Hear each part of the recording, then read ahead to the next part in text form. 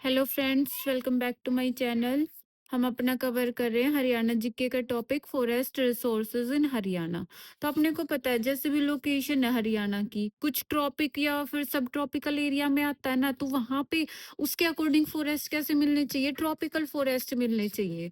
But अपने को पता है यहाँ का हरियाणा का क्लाइमेट थ्रू आउट यूनिफॉर्म तो नहीं है। जो टेम्परेचर है वो भी वेरी कर रहा है ना। हमने देखा था क्लाइमेट वाले चैप्टर में कि टेम्परेचर नॉर्थ और साउथ हरियाणा का वेरी कर रहा था। और क्या था, सोइल भी यूनिफॉर्म नहीं है और वेरिएशन इन रेनफॉल भी है, क्योंकि हमने वो देखा था ना, एक पूरे हरियाणा को डिवाइड करा था, एक ईस्टर्न डिवीजन में और एक वेस्टर्न डिवीजन में। यहाँ पे रेनफॉल ज्यादा हो रही थी क्योंकि शिवालिक वाला एरिया है और रिवर्स भी हैं। तो ईस्टर्न डिवीजन में रेनफॉल ज्यादा थी, वेस्टर्न डिवीजन में रेनफॉल कम थी, क्योंकि यहाँ पे वो भी एक थार डेजर्ट के कांटेक्ट में भी है ना, राजस्थान वाला एरिया है जो बाउंड्री हरियाणा के कहाँ पड़ता है, वो वेस्टर्न और साउथर्न पार्ट में। तो उन सब चीजों का फर्क किस पे, इम्पैक्ट किस पे आएगा, फॉरेस्ट में। जैसे भी उस तरीके की वहां पे वेजिटेशंस मिलेंगी, तो डाइवर्सिटी इन फॉरेस्ट अपने हरियाणा में काफी मिलती है। तो उसके अकॉर्डिंग क्या क्या वेजिटेशंस मिलती है, वो नॉर्मली तो क्या मिलता है, साल, जामुन, शीशम, पाइन, इस तरीके के प्लांट्स मिलते हैं। कुछ मेडिसिनल प्लांट्स भी मिलते हैं, जैसे अश्वगंधा, शेखावटी, बथुआ। ये आपने जरूर सुने होंगे, कोई ना कोई नाम तो जरूर सुना होगा। हरियाणा के अंदर ये locally all all over Haryana में मिलते ही हैं ये, ठीक है। एक साउथर्न वो नॉर्दर्न पार्ट को छोड़ के। अब आता है डिफरेंट टाइप ऑफ ग्रास। अब ग्रासेस की वैरायटी भी देखो कितनी चेंज होती है। ये क्या, दूब, दूब, डाब, भरोट, ये कुछ ना लोकल प्रोनाउंसिएशंस हैं। पर अगर एक्चुअल में इनको देखते हैं ना, दूब तो मतलब वो जो नॉर्मल छोटी छोटी घास मिलती है। डाब लंबी घास होती है। और भरोट ये छोटे-छोटे से अलग तरीके की कुछ कांटेदार सा कुछ होता है। तो मतलब ग्रासेस की वैरायटी भी कितनी चेंज हो रही है। वो किसके बेस पे? वो मेन इफेक्ट इसी चीज़ का आता है कि क्लाइमेट, टेम्परेचर, सोइल, रेनफॉल, ये सब चीज़ें वेरी करती हैं। तो जहाँ पे जैसी भी इन चीज़ों की कंडीशन होगी, वैसे अपने को वेजिटेशंस मिलेंगी। ठीक है? एक महेंद्रगढ़ वाला, ये महेंद्रगढ़ हमने क्या पढ़ा था? ड्राइएस्ट डिस्ट्रिक्ट था ना हरियाणा का, कि ड्राइएस्ट एरिया है ये। तो यहाँ पे क्या मेनली क्या मिलेंगे? यहाँ पे स्क्रब्स मेनली फाइंड आउट होते हैं। ठीक है? अब देखते हैं, ये तो हमने ओवरऑल आइडिया ले लिया, ठीक है। इसके बेस पे क्या देखते हैं हम, हरियाणा अपने को पता है मेनली क्या है, क्योंकि सोइल वगैरह अच्छी है और इरिगेशन के जो भी रिसोर्सेज हैं वो भी ठीक ठाक है हरियाणा के अंदर। ग्राउंड वो ट्यूबल्स के थ्रू, मेजर तो इरिगेशन सिस्टम जो किसके बेस पे है, वो ट्यूबल के थ्रू है, फिर कैनाल्स के थ्रू है। ठीक है। अब देखते हैं, हरियाणा प्राइमरीली एग्रीकल्चर स्टेट था, तो एग्रीकल्चर लैंड हरियाणा में कितनी है? ऐसी लैंड जो कि अंडर कल्टीवेशन है, वो है 80%। लेकिन इनका 80%, 20% ये सब देखेंगे क्या इनके बीच में रिलेशन है थोड़ा सा। तो वो क्या कह रहे हैं, जो भी हरियाणा की स्टेट फॉरेस्ट पॉलिसी आई थी ना 2006 में, उसने बोला कि स्टेट के अंदर 20% ज्योग्राफिकल एरिया, मतलब पूरे के पूरे हरियाणा के 20% एरिया पे क्या होना चाहिए, फॉरेस्ट एरिया होना चाहिए। ये तो इस पॉलिसी में बोला गया है। जैसे इंडियन फॉरेस्ट पॉलिसी के अंदर क्या बोला गया है कि 1/3 इंडिया पे, मतलब 33% ज्योग्राफिकल एरिया ऑफ इंडिया पे क्या होना चाहिए, फॉरेस्ट एरिया होना चाहिए। बट हरियाणा की पॉलिसी आई, इसने बोला कि 20% होना चाहिए। ठीक है, ये देखते हैं। पर हरियाणा ने टारगेट टारगेट क्या करा कि वो एक्सपेंड करेगा अपने फॉरेस्ट को 10% ज्योग्राफिकल एरिया में। देखो, इनमें क्या है, देखो अगर हम यूँ कह रहे हैं पूरे हरियाणा के अंदर जो कल्टीवेशन के अंदर लैंड कितनी है, अप्रोक्सीमेट 80% है, थोड़ी बहुत वेरिएशन हो सकती है, ठीक है।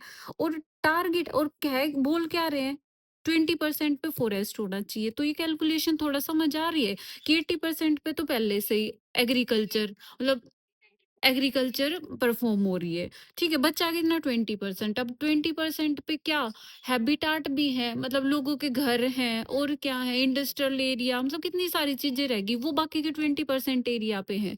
और यहाँ पे कह क्या रहे हैं कि 20% एरिया पे, ज्योग्राफिकल एरिया पे क्या होना चाहिए, फॉरेस्ट कवर होना चाहिए। तो थोड़ा सा यूं नहीं लग रहा है, या तो एग्रीकल्चर एरिया जो कल्टीवेशन के अंडर एरिया है उसको कम करना पड़े। अब वो भी डिफिकल्ट है। या फिर जो बचा कितना, वो बचा तो सारा ही 20%, उस पे कैसे फॉरेस्ट एरिया डेवलप करें? तो ये टारगेट थोड़े अचीव करने हार्ड हो रहे हैं। तो इसीलिए हरियाणा गवर्नमेंट ने क्या करा, टारगेट एक बार शुरू में अपना टारगेट रखा कि 10% पे ही हम ज्योग्राफिकल एरिया पे फॉरेस्ट को एक्सपेंड करेंगे। और अगर ग्राउंड रियलिटी देखें तो वो देखो कितनी वेरी कर रही है। जब हरियाणा फॉर्म हुआ था 1966 में, पंजाब से अलग हुआ था, तो उस टाइम पे फॉरेस्ट कवर कितना था? 3.9% ऑफ ज्योग्राफिकल एरिया। जो हरियाणा का एरिया, हरियाणा के हिस्से में जो भी एरिया आया था, उसके सिर्फ 3.9% में फॉरेस्ट कवर था।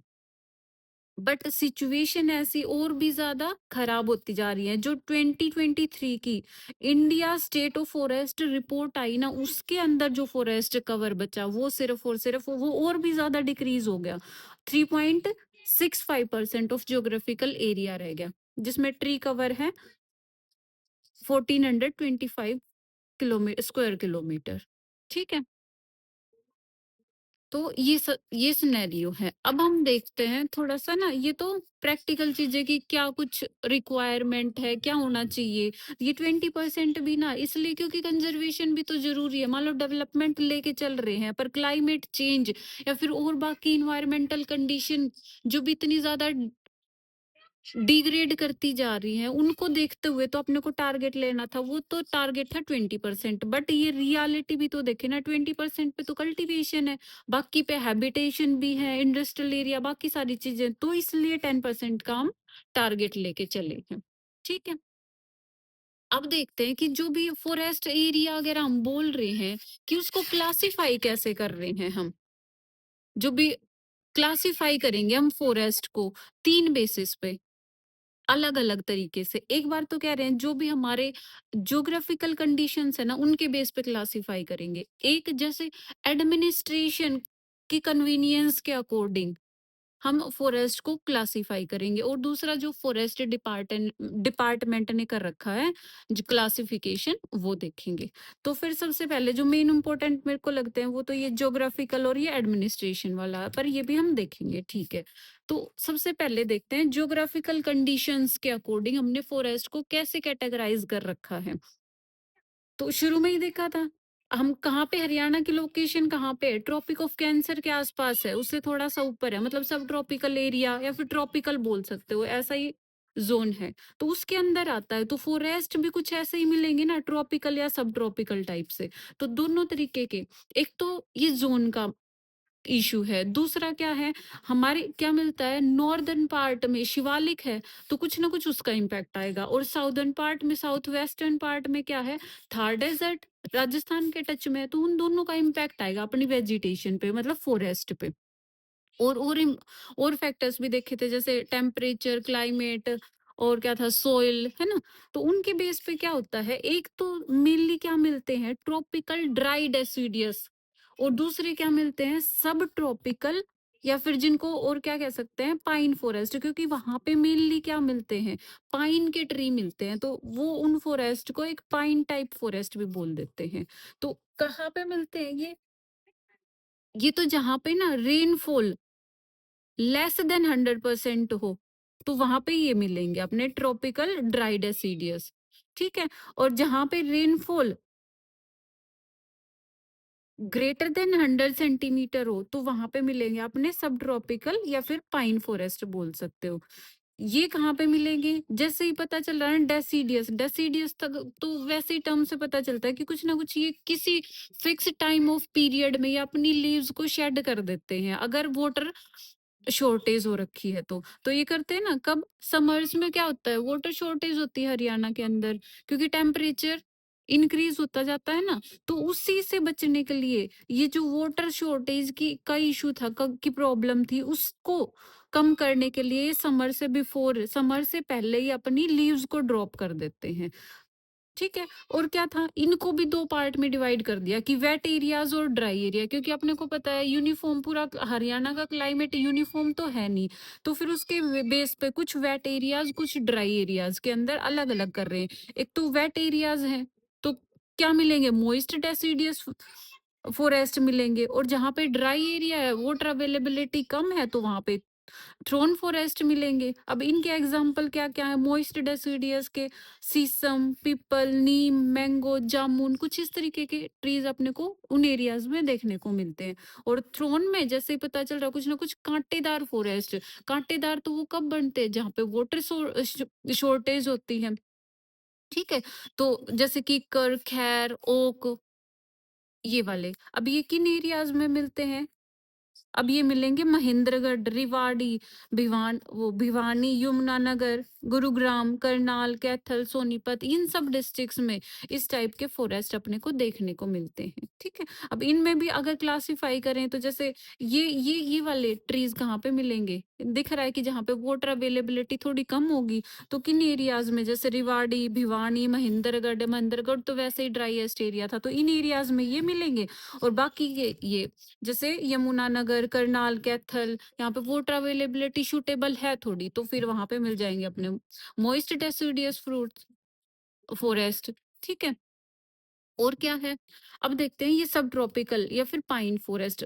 एक तो वही मेनली क्या मिलता है यहाँ पे, पाइन, पाइन की अबंडेंस है तो पाइन फॉरेस्ट, इनका ही पूरे का टाइप का नाम रख दिया। और पाइन के साथ साथ कुछ और भी ट्री मिलते हैं, जैसे साल, चीर, कुछ इस तरीके के। मेनली कहाँ मिलता है ये? हिली एरियाज पे, क्योंकि पता है हिली एरियाज पे टेम्परेचर तो लो हो जाता है और रेनफॉल पहले ही कह रहे हैं कि 100 सेंटीमीटर से ज्यादा हो, तो उन एरियाज में मिलते हैं अपने सब ट्रॉपिकल या फिर पाइन फॉरेस्ट। अब डिस्ट्रिक्ट वाइज देखें तो मेनली ये उसी एरिया में है, ऊपर वाले एरिया में, नॉर्दर्न एरिया में, यमुनानगर, पंचकुला, अंबाला, है ना, रोहतक का कुछ पार्ट, तो उनमें ये फॉरेस्ट मिलते हैं। तो एक एक टाइप तो हो गया अपना क्लियर। क्या हो गया कि हम अलग अलग क्लासिफाई कर रहे थे ना फॉरेस्ट को, तो ज्योग्राफिकल कंडीशंस, और मेन तो सबसे यही होता है, क्योंकि जैसे भी ज्योग्राफी या फिर लोकेशन होती है उसी के अकॉर्डिंग तो वहां पे जो वेजिटेशन या फॉरेस्ट पाए जाते हैं। तो ये तो अपना हो गया कवर ज्योग्राफिकल कंडीशन के बेस पे, वो दो टाइप देख लिए थे हमने। अब आगे चलते हैं, अपना देखते हैं एडमिनिस्ट्रेटिव कंडीशंस या फिर एडमिनिस्ट्रेटिव कन्वीनियंस बोल सकते हैं, उसके अकॉर्डिंग हमने कैसे क्लासिफाई कर रखा है फॉरेस्ट को। तो एडमिनिस्ट्रेशन के बेस पे हमने क्लासिफाई करा तीन टाइप में। एक तो रिजर्व्ड फॉरेस्ट, एक प्रोटेक्टेड फॉरेस्ट, और दूसरा एक है अनक्लासिफाइड फॉरेस्ट, ठीक है? तो ये कौन से, मतलब दो टाइप तो ये बता दी कि एक तो रिजर्व करके रख दिया कि फुल यहाँ पे कई सारी चीजें बैन कर देंगे कि यहाँ के हैबिटाट को, वाइल्ड लाइफ को, सबको हम सेव कर रहे हैं, प्रोटेक्ट कर रहे हैं, तो ऐसे एरियाज आ जाएंगे रिजर्व्ड फॉरेस्ट में। जहां पे प्रोटेक्टेड फॉरेस्ट में क्या होगा कि प्रोटेक्ट तो कर रखे हैं पर काफी सारी एक्टिविटीज वहां पे परमिट कर रखी हैं, और बाकी जो भी एरियाज जिनका कंजर्वेशन करना चाह रहे हैं इकोसिस्टम के लिए जो इम्पोर्टेंट है, तो वो आ जाएंगे अपने अनक्लासिफाइड फॉरेस्ट में। तो अथॉरिटी कैसे चलेगी? इस पे भी गवर्नमेंट की, इसमें भी गवर्नमेंट की, पर यहाँ पे अनक्लासिफाइड है ना, तो कुछ कम्युनिटी पार्क या फिर कुछ प्राइवेट पार्क वगैरह, पार्क, ये सब एरियाज इनके अंदर आ जाएंगे ना, तो फिर उनकी अथॉरिटी भी तो उसके अकॉर्डिंग होगी। तो यहाँ पे गवर्नमेंटल अथॉरिटी भी रहती है कुछ एरियाज में, कुछ एरिया में कम्युनिटी, और कुछ जो प्राइवेट पार्क्स होते हैं वहां पे पीपल्स की, उनकी खुद की अपनी अथॉरिटी होती है उन एरियाज में एक्टिविटी या फिर कुछ भी परफॉर्म करने की। तो ये तो बात थी अथॉरिटी की, कहाँ पे किसका कंट्रोल रहता है। अब देखते हैं एक्टिविटीज। हमने देखा ना, रिजर्व करके रख दिया कि यहाँ का इकोसिस्टम इम्पोर्टेंट है, यहाँ का जो नेचुरल हैबिटाट है, इन्वायरमेंट है, या फिर जो भी बर्ड्स या फिर एनिमल्स मिलते हैं, वो सारा का सारा इन्वायरमेंट अपने को कंजर्व करके रखना है, तो उसके लिए कुछ स्ट्रिक्ट एक्शन लेने पड़ेंगे ना। तो यहाँ पे ये जो नॉर्मल एक्टिविटी है, ग्राजिंग, ट्री कटिंग, ये सारी बैन होती है रिजर्व्ड फॉरेस्ट में। पर प्रोटेक्टेड एरियाज में हम प्रोटेक्शन दे रहे हैं उस एरिया को, ठीक है? तो वहां पे कुछ लिमिटेड एक्टिविटीज को परमिट कर दिया जाता है, जैसे कटिंग फायरवुड्स, मतलब उधर के जो लोकल्स हैं वो अपनी नीड्स को फुलफिल कर सकते हैं, जैसे ग्राजिंग, ये सब एक्टिविटीज के परमिटेड होती हैं। पर अनक्लासिफाइड है उनमें कोई रिस्ट्रिक्शन नहीं होती। र- पर रिस्ट्रिक्शन नहीं होती मतलब कोई ये मतलब नहीं है कि कोई मीजर नहीं लिया जाएगा कंजर्वेशन के लिए, रिस्ट्रिक्शन नहीं है, पर काफी सारे मीजर्स लिए जाते हैं कि उधर उस एरिया को प्रोटेक्ट करा जाए, ठीक है? तो अब देखते हैं किस लिए करते हैं प्रोटेक्ट किसी भी एरिया को?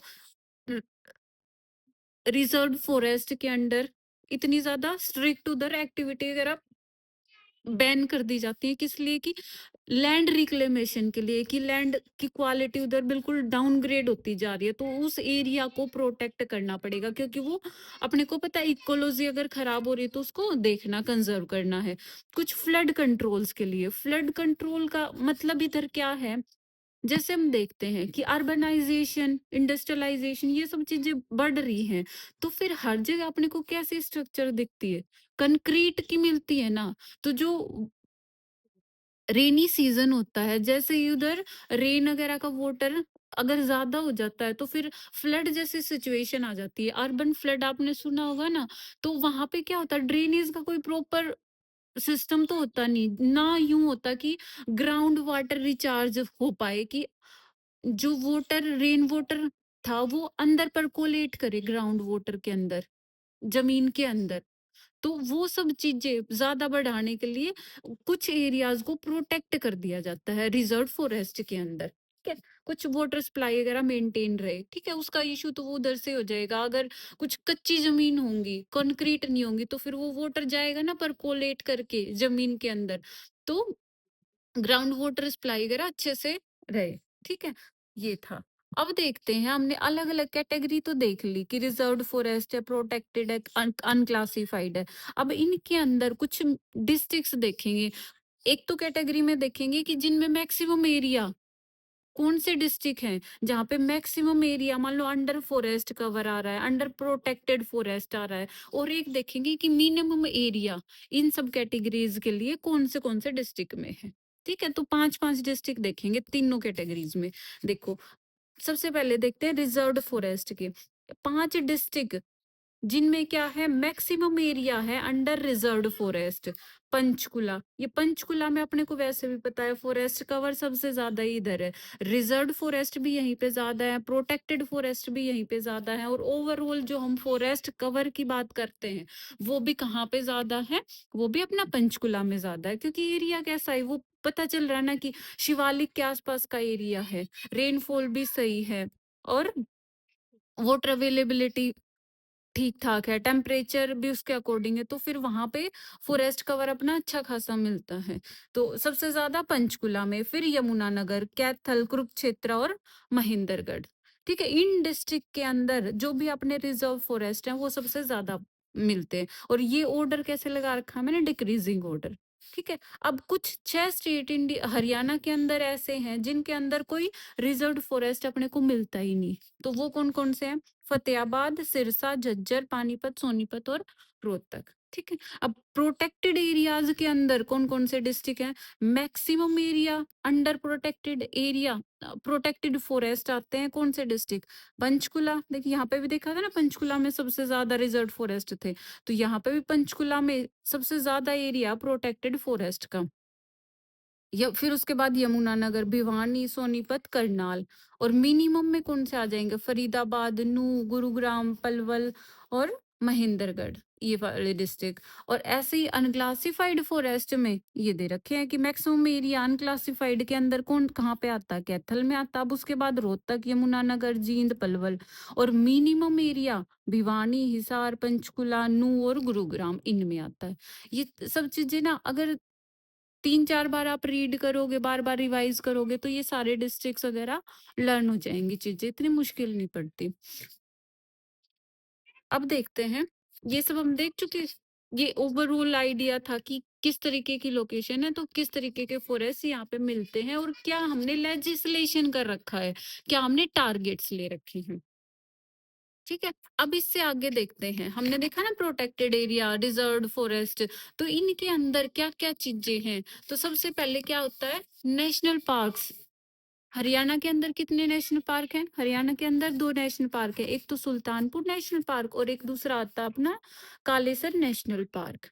ठीक है, तो इनके बारे में कुछ जो इम्पोर्टेंट मेन मेन से टॉपिक है ना, मेन मेन सी बातें हैं वो देखते हैं। पहले देखते हैं सुल्तानपुर नेशनल पार्क है कहाँ पे? ये फर्रुखनगर, गुरुग्राम डिस्ट्रिक्ट के अंदर पड़ता है। टोटल एरिया अगर एकर्स में बात करते हैं तो 352, बट हेक्टेयर में बात करते हैं तो 142 हेक्टेयर इसका टोटल एरिया है। अप्रोक्सीमेट है, थोड़ा सा पॉइंट्स के बाद था वो मैंने स्किप कर दिया, एक आइडिया हो जाए। किसने डिस्कवर करा था? पीटर जैक्सन ने। कैसे? देखो यहाँ पे ये थे तीन तीन विलेज, इनमें से क्या करा, यहाँ पे ना एक तो सोल्ट ज्यादा मिलता है, तो उसके चक्कर में जो भी साइबेरियन क्रेन या फिर माइग्रेटरी बर्ड्स थे ना, वो थे यूरोप से आते थे उस टाइम पे। जैसे विंटर्स में, अपने यहाँ पे तो विंटर है, पर यूरोप में तो और भी ज्यादा, बहुत ज्यादा टेम्परेचर फॉल हो जाता है ना, तो उधर से बर्ड्स आते हैं अपना जो भी उनकी सोल्ट रिक्वायरमेंट है उसका इनटेक बढ़ाने के लिए, उसको पूरा करने के लिए, तो इन थ्री विलेजेस के आसपास के एरियाज में आते थे। तो फिर इस पीटर जैक्सन ने इन चीजों को कंसीडर करा और फिर डिमांड ऐसे ही शुरू करी कि इसको कुछ ना कुछ bird sanctuary, wetland, national park, इस तरीके की कुछ फैसिलिटी डिक्लेरेशन दी जाए। तो ये सब बात चली, तो उसकी हिस्ट्री हम इधर देखेंगे। पर क्या है, यहाँ पे बर्ड स्पीसीज अप्रोक्सीमेट मिलती हैं 250 के आसपास या फिर इससे भी अबो। और इतनी ज्यादा बर्ड स्पीसीज मिलती हैं तो इसको क्या माना जाता है, एक बर्ड पैराडाइज माना जाता है, कि बर्ड्स के लिए एक पैराडाइज की तरह है ये पार्क। कौन सा? Sultanpur national park. और ये फेमस किसके लिए है? माइग्रेटरी बर्ड्स, अभी हमने बोला ना कि कई सारे माइग्रेटरी बर्ड्स भी आते थे, और यहाँ पे रेजिडेंशियल बर्ड्स तो हैं ही, मतलब इस लोकल एरिया के बर्ड्स, उनको मिला के यहाँ पे जो बर्ड स्पीसीज देखते हैं वो 250 से भी अबो रहती है। और जो माइग्रेशन का पीरियड होता है वही कब होता है? विंटर्स में होता है। और विंटर्स में क्या होता है, अप्रोक्सीमेट सितंबर में स्टार्ट हो जाते हैं इनका माइग्रेशन बर्ड्स का, और मार्च तक चलता है। ठीक है। इसके इतने ज्यादा बर्ड्स वगैरह, इनको वॉच करने के लिए दूर से इस पार्क के अंदर बना रखे हैं, नेशनल पार्क के अंदर वॉचिंग टावर्स बना रखे हैं। अब इसकी हिस्ट्री देखते हैं कि कैसे क्या इसको डिक्लेयर करा। एक ना 2 अप्रैल 1971 को सबसे पहले इसको बर्ड सेंचुरी का स्टेटस दिया गया। ऐसे नहीं था कि डायरेक्टली नेशनल पार्क का स्टेटस मिला, पहले इसको 2 अप्रैल 1971 में अकॉर्ड करा इसको बर्ड सेंचुरी का स्टेटस। और वो किसके अंडर था? Punjab wild life preservation act 1959 के अकॉर्डिंग। ठीक है। ये पंजाब इसलिए मेंशन है क्योंकि ये ईयर भी तो ना 59 है, 1959। उस टाइम पे तो हरियाणा क्या था, पंजाब का ही पार्ट था।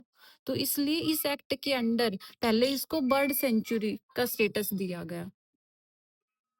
फिर जैसे बर्ड सेंचुरी थी तो फिर कई सारे वो होते हैं ना अपने इन्वायरमेंटलिस्ट जो इन चीजों के लिए काम करते हैं। तो फिर ये सलीम अली का भी इसके अंदर कंट्रीब्यूशन था। तो इस बर्ड सेंचुरी को और क्या नाम दिया जाता है, फिर इस नेशनल पार्क को सलीम अली बर्ड सेंचुरी का भी नाम दिया जाता है। ठीक है। फिर आता है ईयर 1991 का, तो उस टाइम पे डिक्लेयर करा गया इसको national park, Sultanpur national park. ठीक है। अंडर किसके, मतलब किस एक्ट के under? Wild life protection act of 1972 के अंडर, वाइल्ड लाइफ यहाँ पे प्रोटेक्शन एक्ट, ओके, या फिर वाइल्ड लाइफ एक्ट। और उससे पहले इसको क्या मानते थे? लेक बर्ड सेंचुरी, इसके नाम से इसको जानते थे। तो ये कुछ इंपॉर्टेंट चीजें सुल्तानपुर नेशनल पार्क के अंदर। और फ्रेंड्स, एक क्वेश्चन मैं आपके लिए छोड़ती हूँ कि ना, कोई इंपॉर्टेंट रिवर भी है क्या कोई, या फिर पहले टाइम पे फ्लो करती थी सुल्तानपुर नेशनल पार्क से? अगर ऐसी कोई रिवर है या फिर थी तो उसका नाम कमेंट बॉक्स में जरूर डालें। ठीक है। अब देखते हैं एक और नेशनल पार्क है हरियाणा के अंदर। एक तो मेन तो ये था सुल्तानपुर नेशनल पार्क, एक और है कालेसर नेशनल पार्क। ये कहाँ पे है? यमुनानगर डिस्ट्रिक्ट में है। टोटल एरिया कितना है इसका? 4682 हेक्टेयर इसका। मतलब काफी ज्यादा फर्क है ना इसके अंदर और इसके अंदर। ये तो कुछ हंड्रेड्स में ही आ जाता है, ये 4000 से भी अबो का एरिया है इसके अंदर। और इसलिए क्या हो गया, एक largest national park of Haryana. Largest तो अपने आप ही हो गया ना, दो ही नेशनल पार्क हैं और इसका एरिया सबसे इन दोनों में से ज्यादा है, तो फिर largest national park of Haryana भी हो गया।